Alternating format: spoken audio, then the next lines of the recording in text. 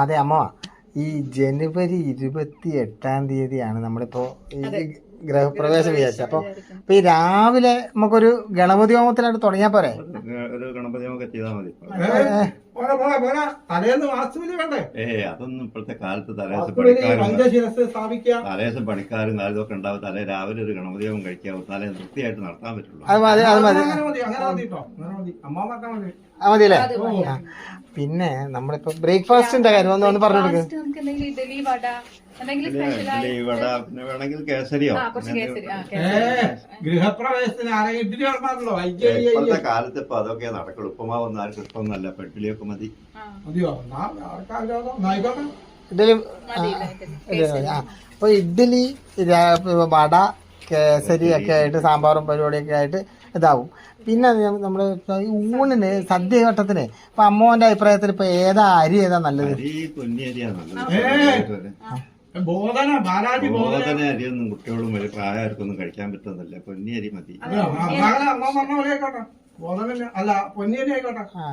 അപ്പൊ പൊന്നിയരിന്റെ ചോറ്. അപ്പൊ അമ്മോന്റെ ഒരു കാൽക്കുലേഷനിൽ ഇപ്പൊ നമുക്ക് എത്ര ആളുണ്ടാവും പരിപാടിക്ക്? ഇപ്പൊ നമ്മള് കുറെ ആൾക്കാരോടൊക്കെ പറയണം. ഒരു 100-300 ആളുകൾ നമുക്ക് വൃത്തിയായിട്ട് കൊണ്ടുനടക്കാൻ പറ്റും. 1000 ആളുകൾ കുറവുണ്ടാവില്ല. ഞാൻ പറയാം, പന്തല് നല്ലോട്ടോളൂ.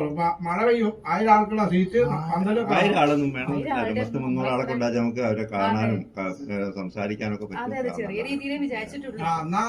അങ്ങനെ അമ്മ പറഞ്ഞ പോലെ ചെറിയ പന്തല് മതി. 300 ആളെ പരിപാടി. പഴയടാണെങ്കിലേ ഇപ്പൊ പറയണ്ടോ, യുവജനോത്സവത്തിന്റെ കാല പഴയത്തിനൊന്നും കിട്ടില്ല. 300 ആളെ പരിപാടിക്ക് പഴയടത്തിനൊക്കെ വിളിച്ച എവിടെയാ മുതലാ? ഇയാളെ പിടിപ്പിക്കാനായിട്ട് നിൽക്കണം. അല്ല അമ്മ, അതെ അമ്മോൻ ഒന്ന് നേതൃത്വം കൊടുത്തങ്ങ് വെച്ചാ മതി. അന്നുണ്ടാക്കിയ ഉപ്പുമാവില്ല അമ്മോ, എന്ത് രസാ. അമ്മ മതി, പരികർമ്മത്തിൽ ഞാൻ ഉണ്ടാവുമല്ലോ.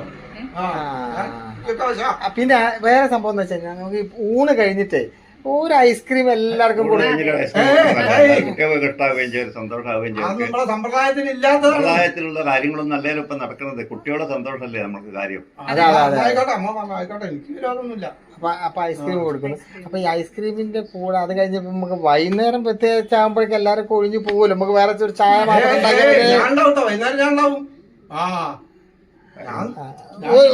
ഒരു മിനിറ്റ്. അതെ, ഞാൻ വളരെ കഷ്ടപ്പെട്ട് ലോണൊക്കെ എടുത്ത് അവിടെ നിന്നൊക്കെ കടം വാങ്ങിയിട്ട് ഒരു വീട് ഉണ്ടാക്കിയിട്ടുണ്ട്. അതിന്റെ വീട്ടിൽ കൂടലാണ് ജനുവരി 28. അന്ന് ഞാൻ എന്തായാലും വരും. അമ്മോന്റെ കൂടെ ഞാനാണ് പരികർമ്മത്തിന് പറഞ്ഞില്ലേ? അതാ പറഞ്ഞു തരുന്നത്. ദയവ് ചെയ്ത് ആ പരിസരത്തേക്ക് വരരുത്.